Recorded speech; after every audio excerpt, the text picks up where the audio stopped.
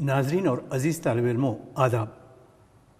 نظامت فاصلاتی تعلیم Maulana Azad national Urdu university کے تعلیمی پروگرام میں آپ تمام کا خیر مقدم ہے۔ آج کی اس نشست میں ہم پیش کر رہے ہیں گفتگو، موضوع ہے کلام فیض، علامتی شاعری کا شاہکار۔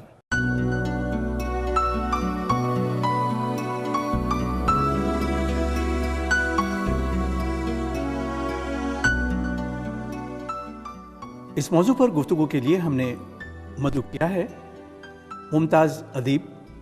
محقق، دانشور، شاعر ڈاکٹر سید تقی عابدی، جن کا تعلق یوں تو سرزمین ہند سے ہے، لیکن گزشتہ 4 دہائیوں سے ڈاکٹر صاحب کینیڈا میں مقیم ہیں اور دنیا اردو میں سفیر ہند، بلکہ میں کہوں گا کہ سفیر اردو کی حیثیت سے شہرت رکھتے ہیں۔ میں سب سے پہلے اپنی اور آپ تمام کی جانب سے ڈاکٹر صاحب کا آج کی اس نشست میں خیر مقدم کرتا ہوں، اور جیسا کہ میں نے عرض کیا کہ آج ہم گفتگو کریں گے کلام فیض، علامتی شاعری کا شاہکار موضوع پر۔ تو سب سے پہلے آپ ہمارے ناظرین کو یہ بتائیں ڈاکٹر صاحب کہ فیض کی شاعری کا جو سفر ہے وہ کہاں سے شروع ہوتا ہے، اور اس کے جو محرکات تھے وہ آپ کے خیال میں کیا تھے؟ بہت بہت شکریہ۔ دیکھیے، فیض کا جو پہلا شعر ہمیں ملتا ہے وہ 1928 کا ہے جی، اور آخری شعر جو فیض نے کہا جو غزل ہے وہ ان کے انتقال سے 8 دن پہلے یعنی 12 نومبر 1984 کا ہے۔ جی، یہ جو 53 سالہ سفر ہے، فیض نے تقریباً 1800-1900 شعر کہے ہیں۔ جی، پہلا شعر آپ دیکھیے کہ لب بند ہیں ساقی میری آنکھوں کو پلا دے، جی، وہ جام جو منت کش صحبا نہیں ہوتا۔ اس میں پورا ڈکشن اگرچہ کہ عشقیہ نوعیت کا ہے لیکن غالب کا ہے، جی، اور ان کی جو آخری غزل ہے، اور آخری غزل کا جو مقطع ہے، جی، سجاؤ بز غزل گاؤ جام تازہ کرو، بہت سہے غم گیتی شراب کم کیا ہے، یہ خود مصرع ثانی جی، اس شعر کا غالب کا ہے۔ جی، تو ڈکشن تو فیض کا کلام اقبال اور غالب کے کلام کی توسیع ہے۔ جی، وہ اثرات جو ان کی پہلی کی شاعری میں رومانس کے تھے، جی، اختر شیرانی ہوں یا حسرت موہانی ہوں، جی، وہ کم ہوئے اور انہوں نے اپنا لہجہ متعین کیا۔ تو آپ دیکھ رہے ہیں کہ نقش فریادی جو 1941 میں شائع ہوئی، جی، اس میں انہوں نے کتاب کے بیچ میں نظام گنجوی کا وہ مصرع رکھا کہ میں دلی فروختم وہ جانی خریدم، یعنی میں نے غم جانا کو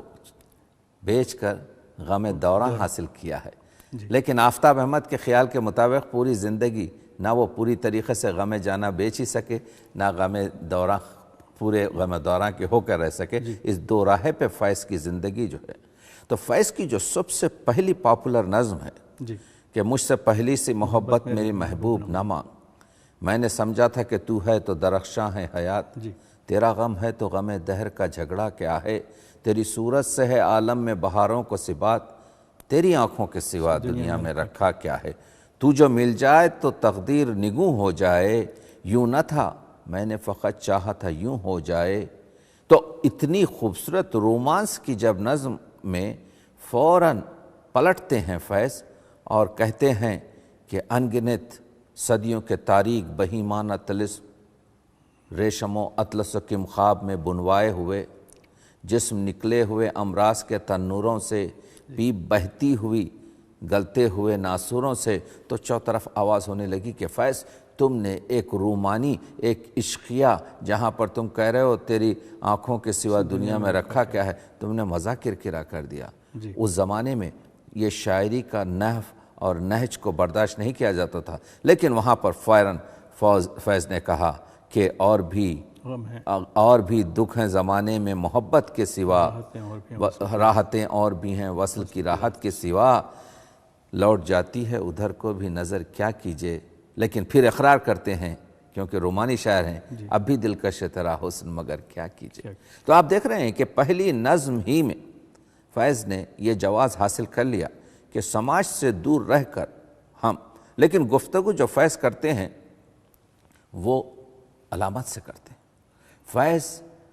نے جب صبح آزادی نظم لکھی، جی، یہ داغ داغ اجالا یہ شب گزیدہ سحر، یہ وہ سحر تو نہیں، یہ وہ دھاں انتظار وہ سحر تو نہیں، چلے چلو کہ وہ منزل ابھی نہیں آئی، تو سردار جعفری نے اعتراض کیا، کہا کہ بھائی یہ اس طرح کی نظم تو کوئی ایک مسلم لیگ کا شاعر بھی لکھ سکتا ہے، اس طرح سے کوئی RSS کا ایک شاعر بھی لکھ سکتا ہے، اس میں ترقی پسندی کہاں ہے؟ لیکن وہ سمجھ نہیں سکے کہ یہ دھیما لہجہ جو ہے، جو میں عرض کر رہا ہوں کہ دھیما لہجہ جس میں استقامت ہے، یہ فیض کا ہنر ہے۔ فیض اردو شاعری کا ایک ایسا شاعر ہے جس نے استعارات میں، تشبیہات میں، علامات میں اپنے مسئلے کو پیش کیا ہے، یہ کمال ہے فیض کا۔ اب ان کی جو نظم ہے کہ شام کے پیچ و خم ستاروں سے زینہ زینہ اتر رہی ہے رات، یوں صبا پاس سے گزرتی ہے جیسے کہہ دی کسی نے پیار کی بات، جی، صحن زندہ کے بے وطن اشجار سرنگوں محو ہیں بنانے میں، دامن آسماں پہ نقش و نگار، جی، شانہ بام پر دمکتا ہے مہرباں چاندنی کا دست جمیل، خاک میں گھل گئی ہے آب نجوم، نور میں گھل گیا ہے عرش کا نیل۔ تو دیکھیے آپ، یہ امیجری شاعری ہے، یہ ہمارے پاس ہے، نون میم وراثت کے پاس ہے، یہ شاعری ہمارے پاس جذبی کے پاس ہے، یہ شاعری ہمارے پاس کچھ طریقے سے اختر شیرانی کے پاس ہے، لیکن جو چیز نہیں ہے جی، اس علامتی شاعری میں جو فیض کو ممتاز کرتی ہے اور جدا کرتی ہے، وہ یہ ہے کہ دل سے پیہم خیال کہتا ہے اتنی شیریں ہے زندگی اس پل، ظلم کا زہر گھولنے والے کامراں ہو سکے ہیں آج نہ کل، گر تم شہر لاہور کے قلعے میں حسن ناصر کو شکنجے دے کر قتل بھی کر سکتے ہو، جی، جلوہ گاہ وصال کی شمیں وہ بجھا بھی سکے اگر، تو کیا چاند کو گل کریں تو ہم جانیں۔ ڈاکٹر صاحب، آپ نے کہا کہ فیض کی شاعری در حقیقت غالب اور اقبال کی توسیع تھی، بلکہ ہے، تو یہ بتائیں کہ جب وہ غالب اور اقبال کی توسیع ہے، ان کا کلام، اس میں بہت سارے جو اشارے ہم کو ملتے ہیں ان کے اشعار میں، تو اچانک فیض رومان سے پھر انقلاب کی طرف آتے ہیں، تو یہاں پر وہ کون سی وجوہات تھیں؟ کیا حالات اس بات کے متقاضی تھے کہ انہوں نے اچانک اپنی شاعری میں اس طرح کا انقلاب پیدا کیا اور وہ رومان سے انقلاب کی طرف راغب ہوئے؟ عرض یہ کر رہا ہوں کہ فیض نے اپنی آپ بیتی میں اس کا ذکر کیا ہے کہ میں تو ایک رومانی شاعر تھا، لیکن پھر میں سماج کے درد اور سماج کی میں جو ظلم اور ناانصافیاں ہوتی تھیں اس کی طرف میری توجہ ہوئی، اور مخصوصاً جب ہم امرتسر میں تھے، فیض کہتے ہیں، تو محمود الظفر صاحبزادے اور ان کی بیگم آپ کے رشیدہ جہاں نے ان سے کہا کہ فیض تم تو بس اپنے غم جانا میں لگے ہوئے ہو، کچھ غم دوراں کی طرف تو نگاہ کرو، تو یہ تو بہت ہی چھوٹا سا درد ہے، یہ تو عالمی درد ہے۔ تو یہاں سے پھر فکر فیض نے ایک عجیب قسم کا، آپ کے یوں سمجھیے کہ ایک عجیب قسم کی کروٹ لی، اور یہاں سے فیض نے وہ گفتگو شروع کی کہ وہ جب بھی کرتے ہیں اس لب و نطق کی بقیہ گری، فضا میں اور بھی نغمے بکھرنے لگتے ہیں، در قفس پہ اندھیرے کی مہر لگتی ہے، تو فیض دل میں ستارے اترنے لگتے ہیں۔ تو آپ دیکھ رہے ہیں یہ لہجہ سماج کا، اور پھر اندرونی انقلاب، یعنی جو خارجی ماحول تھا وہ فیض پوری طریقے سے جذب کر کر اپنے دل و دماغ کو مشتعل کر کر اشعار کی صورت میں ڈھالتے تھے، کہ فیض نے یہی پرانی استعارات میں پرانی تشبیہات میں نئے معنی پروئے۔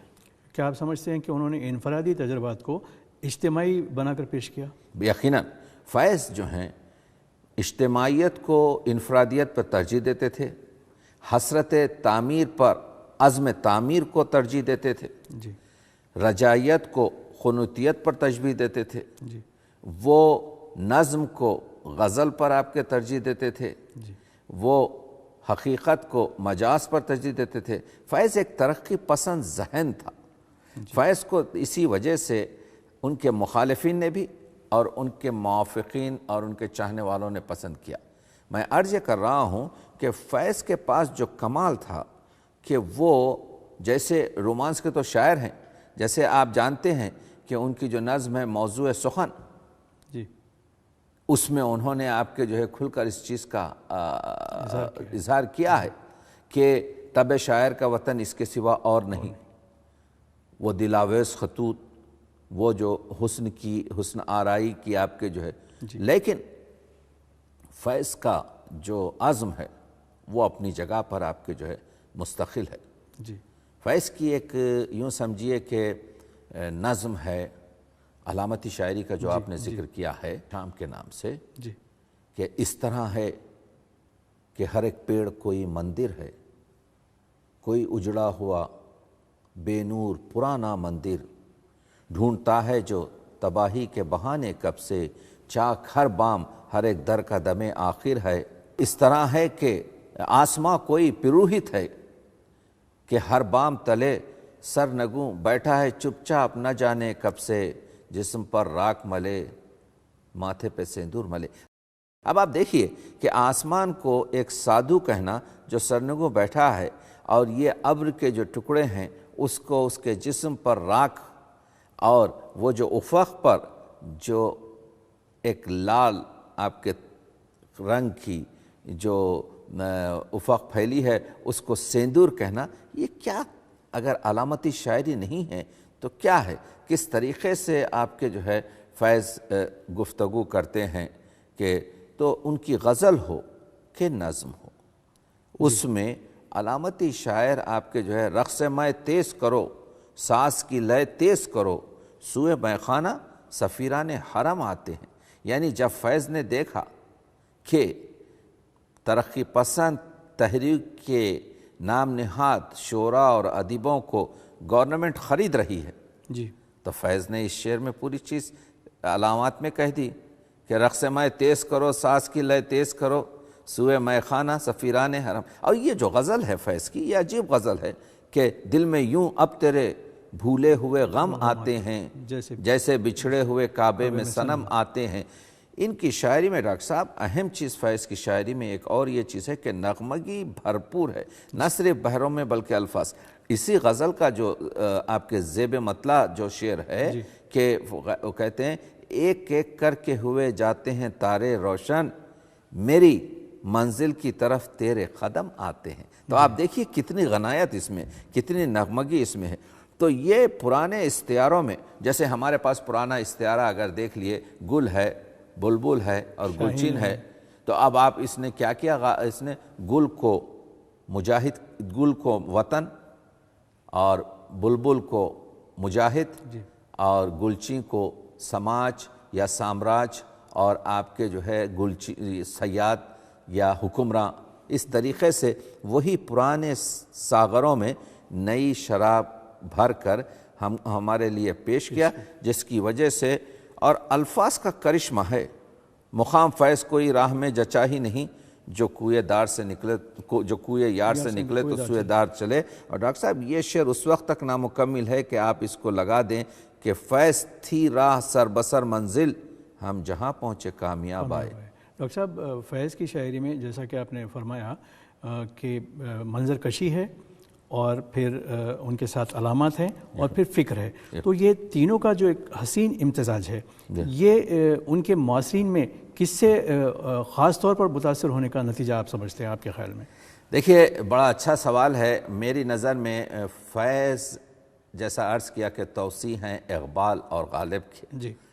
فیض نے ایک انٹرویو میں یہ کہا کہ میں نے جو شعر اختر شیرانی سے متاثر ہو کے کہے تھے اپنے کلام میں شامل نہیں کیے. جی ہم کچھ چیزیں اس کی اپنی دوسری کتاب جو باقیات ہے اس میں ہم شامل کر رہے ہیں جو فیض نے اپنے نسخہ وفا میں اور سارے سخن ہمارے میں نہیں کیے. مسئلہ یہ ہے کہ فیض نے اگرچہ تو کہا تھا کہ ہم نے جو طرز بیاں کی تھی قفس میں ایجاد فیض گلشن میں وہی طرز بیاں ٹھہری ہے، مگر میں عرض کر رہا ہوں ڈاکٹر صاحب نہ ہوا پر نہ ہوا فیض کا انداز نصیب. اس وجہ سے لوگوں نے بہت کوشش کی ان کی تخلیق کرنے کی، ان کے مقلدی کرنے کی، لیکن وہ رنگ، وہ دھیما پان، وہ اثر آپ کے جو ہے نہیں آ سکا، وہ خلوص. کیونکہ دیکھیے فیض کی شاعری میں تو ایک تو احساس کی شدت ہے جس کو آپ محسوس کر سکتے ہیں، جی احساس کی شدت ہے. دوسری چیز جو ہے آپ کے ان کے پاس جذبے کا خلوص ہے، جو جذبات ہیں وہ پرخلوص ہیں. اور تیسری چیز جو ان کے پاس ہے وہ عمل کی خواہش ہے. یہ باعمل آدمی ہے، یہ وہی کہتا ہے کہ جو کر سکے. تو فیض کے پاس، اور فیض کے پاس ایک عجیب چیز جو ہے ترسیلی نظام ہے، یعنی ابلاغی نظام. فیض نے فتح کر لیا تھا، یعنی ادھر شعر شاعر کے لب سے نکلا اور ادھر آپ کے جو ہے قاری کے دل میں پیوست ہو گیا. یہ نہیں ہے کہ سادہ لفظوں میں بات کرتے ہیں، لیکن فیض کا جمے گی کیسے بساط یاراں کہ شیشہ و جام بجھ گئے ہیں. اب آپ بتائیے اردو میں کہیں شیشہ و جام بجھتے ہیں، لیکن معنی تو آپ تک پہنچ گئے. جمے گی کیسے بساط یاراں کہ شیشہ و جام بجھ گئے ہیں، سجے گی کیسے شب نگاراں کہ دل سرے شام بجھ گئے. اس غزل میں انہوں نے آپ کے در کو بجھایا ہے، نام کو بجھایا ہے، آپ کے کیا کام کو بجھایا ہے. تو ایسی چیزوں کو بجھایا ہے جو عام طور سے بجھتے نہیں، لیکن فیض نے ترسیلی نظام کو فتح کر لیا تھا. یہاں پر مطلع میں انہوں نے بجھ گئے ہیں اس ردیف میں وہ تمام چیزیں رکھ کر پورے اپنے مطالب کو بڑے آسانی سے پیش کیا. جی رومانی شاعری سے انقلابی شاعری یا غم جانا سے غم دوراں تک کا جو سفر تھا، اس میں بہت سارے نشیب و فراز ملتے ہیں فیض کے ہاں. تو یہ نشیب و فراز ان حالات کے اثر کے بعد ہمیں ملتے ہیں یا پھر ان کی جو داخلی کیفیت تھی، وہ جو محرومی ان کے ساتھ تھی، ان کی ذاتی زندگی کے ساتھ، اس محرومی کے بعد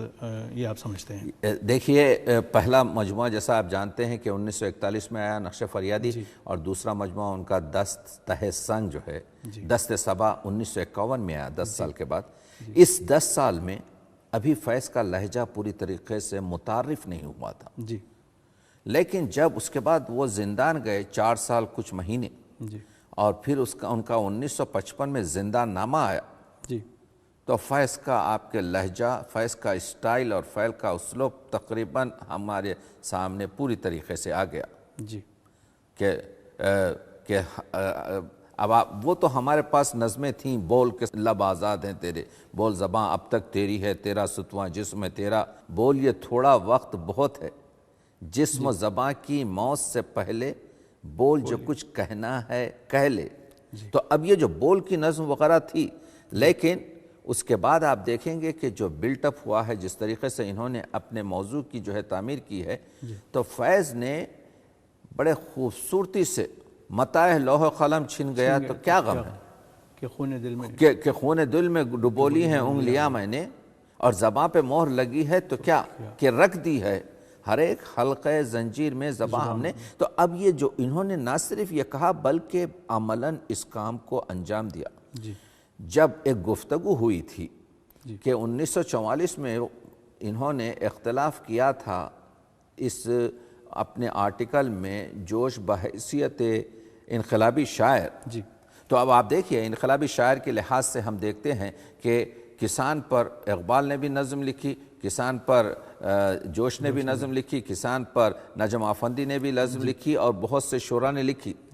لیکن ان کا اختلاف یہ تھا کہ آپ کسان پر، اپنے طبقہ محرومیہ پر رحم مت کھائیے، ان کا مقام بہت عظم ہے. تو وہ ان کی جو عظیم ترین نظم ہے انتصاب، جو منشور ہے ان کی نظم کا، جو بڑی طولانی نظم ہے، اس کا وہ بند جو شروع ہوتی ہے آج کا نام اور آج کے غم کے نام، اس میں جب وہ کسان پر آتے ہیں تو کیا کہتے ہیں؟ بادشاہ جہاں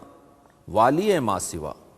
نائب اللہ فی الارض دہقاں کے نام. جی یعنی والی ماسوا ہے دیخان، جی اور یہ انی جائل فی الارض خلیفہ یعنی یہ اللہ کا نائب ہے۔ جی پھر ایسی عظیم، ایسی پرپاکیزہ، ایسی بڑی شخصیت کے ساتھ ظلم کیا ہوا، جس کے ڈھوروں کو ظالم ہکا لے گئے، جس کی بیٹی کو ڈاکو اٹھا لے گئے، اور ہاتھ بھر کھیت سے ایک انگوش پٹوار نے کاٹ لی، دوسری مالیے کے بہانے سے سرکار نے کاٹ لی، جس کی پگ زور والوں کے پاؤں تلے دھجیاں ہو گئی ہیں۔ یہ ان کا کانسیپٹ تھا، یعنی آپ عظمت کے قائل ہوئیے ان کی، اور اس کے بعد سے بتائیے کہ ان پر کیا مظالم ہوئے ہیں۔ تو آپ دیکھ رہے ہیں کہ یہ جو ڈکشن ہے، یہ جو طریقہ کار ہے، غزل میں ہونے دیجئے یا خطات میں ہونے دیجئے یا آپ کے نظموں میں ہونے دیجئے، آپ کسی بڑے شاعر کی شاعری کو خانوں میں تقسیم نہیں کر سکتے۔ ہمارے پاس 70-72 سے زیادہ غزلیں فیض کی نہیں ہیں، ہمارے پاس 180-185 سے زیادہ نظمیں نہیں ہیں، ہمارے پاس تھوڑے سے ان کے خطات ہیں، تو اتنی مختصر سی شاعری۔ دیکھیے اردو ادب میں جہاں پر میر انیس کے پاس 82,000 شعر ہوں، جہاں پر اقبال کے پاس 28,000 شعر ہوں، جہاں پر میر تقی میر کے پاس 40 کے قریب ہزار شعر ہوں، مرزا غالب کے پاس 14,000 شعر ہوں، اس میں ایک شاعر فیض جیسا صرف 1700-1800 اشعار پر اتنا پاپولر ہو، اس کی وجہ یہ ہے کہ انہوں نے زمانے کے مزاج کو دیکھتے ہوئے، ماحول کی نفس کو پرکھتے ہوئے جو چیز پیش کی، ترسیلی نظام کے ساتھ۔ جمیل جالبی نے اپنے ایک موضوع میں لکھا تھا ڈاکٹر صاحب کہ نون مین راشد سے مقایسہ کرتے ہوئے کہ نون مین راشد وہ شاعر ہے جس کے پاس فارسی زیادہ ہے۔ میں عرض کر رہا ہوں جتنی فارسی اور ادق اور مشکل اور غنائی الفاظ فیض کی شاعری میں ہیں، بہت کم ہیں۔ آج بازار میں پاب جولاں چلو، اب اس نظم میں آپ دیکھ رہے ہیں کہ فیض کے پاس اگر کچھ نہیں تو 17 تراکیب تو میں نے اس میں گنے ہیں۔ تو فیض فارسی کی تراکیب، فارسی کے الفاظ بہت فراوان طرف سے استعمال کرتے ہیں، کیونکہ فیض آپ کو معلوم ہے، آپ جانتے ہیں کہ فیض عربی اور انگریزی کے ایم اے تھے، اور اس کے علاوہ انگریزی کے لیکچرر اور استاد بھی، پروفیسر بھی گزرے۔ تو فیض کے پاس علم اور مطالعہ تو بہت تھا۔ فیض کے پاس نہ صرف کتابی مطالعہ تھا بلکہ مجلسی مطالعہ اور کائناتی مطالعہ تو ان کا اتنا زیادہ تھا کہ وہ ہر ایک چیز میں سے ایک عجیب چیز کو پیدا کرتے ہیں۔ ورنہ یہ 4 مصرے جو بہت معمولی ہیں، رات یوں دل میں تیری کھوئی ہوئی یاد آئی، جیسے ویرانے میں چپکے سے بہار آ جائے، جیسے صحراؤں میں ہولے سے چلے باد نسیم، جیسے بیمار کو بے وجہ قرار آ جائے۔ تو یہ مصروں میں کیا ہے؟ اس مصروں میں حیرت ہے۔ یہاں پر بے وجہ قرار کیوں آئے؟ اور جب قرار آ جائے تو پھر وہ مریض کہاں رہا؟ اگر فرض کیجئے کہ ویرانے میں اگر بہار آ جائے تو پھر وہ جو ہے ویرانہ کہاں رہا؟ اگر آپ کے جو ہے صحرا میں اگر نسیم چلنے چلے تو پھر وہ صحرا کہاں رہا؟ تو اب یہ جو حیرت ہے فیض کے پاس فلسفہ نہیں ہے، فلسفہ تو اقبال کے پاس اور غالب کے پاس ہے، لیکن فیض کے پاس حیرت ہے۔ تو فیض کے پاس جو شاعری کے لیے کہا گیا ہے کہ دنیا کی شاعری 4 بڑے چیزوں میں ہوتی ہے، یا ضرورت کے تحت، یا محبت کے تحت، یا نفرت کے تحت، یا حیرت کے تحت۔ تو فیض کی شاعری محبت کے تحت ہے، نفرت اس میں نہیں ہے، لیکن استقامت ہے۔ وہ حمد، جیسے جب انہوں نے آپ کی دعا مانگی اور دعا لکھی تو انہوں نے کہا دست قاتل کو جھٹک دینے کی توفیق ملے۔ جب انہوں نے 5 اشعار کی فیض نے نعت لکھی تو نعت میں یہی چیز کہا کہ میں جانتا ہوں، آخری مطلع یہ ہے، کہتے ہیں کہ جو ہے مجھے معلوم ہے حضور آپ روز جزا اور سزا قیامت کے دن پہلے ان ظالموں کو آپ کے جو ہے بلوائیں گے اور ان کو اپنے کیف و کردار تک پہنچائیں گے جنہوں نے ظلم کیا۔ اور جب مرثیہ 72 مصروں کا لکھا تو اس میں بھی یہی کہا کہ جو ظلم کا، کہتے ہیں کہ جو جبر کا منکر نہیں وہ منکر دی ہیں۔ ڈاکٹر صاحب اگر ایک جملے میں تجزیاتی اعتبار سے ہم فیض کی شاعری کو سمونا چاہیں تو آپ کس طرح اس کو سموئیں گے؟ میں رومان سے انقلاب تک کا شاعر ہے وہ۔ جی ہاں، یقیناً دیکھیے خلوص، صداقت اور عمل، جس شاعر کی شاعری سے آپ کی بدن اور آپ کی فکر میں پیوست ہوتا ہے تو وہ ہے فیض۔ بے حد شکریہ ڈاکٹر صاحب، آپ نے کلام فیض علامتی شاعری کا شاہکار موضوع پر آج کی اس نشست میں گفتگو کی۔ طالب علموں، اگر اس موضوع سے متعلق آپ کے پاس کچھ استفسارات ہوں تو ہمیں اس پتے پر لکھیں۔ نظامت فاصلاتی تعلیم، مولانا آزاد نیشنل اردو یونیورسٹی، گچی بولی، حیدرآباد 5,32,000۔ تو ڈاکٹر صاحب، آج کی یہ نشست یہیں پر ختم ہوتی ہے۔ میں ایک بار پھر سے آپ کا آج کی اس نشست میں شرکت کے لیے شکریہ ادا کرتا ہوں۔ شکریہ، خدا حافظ۔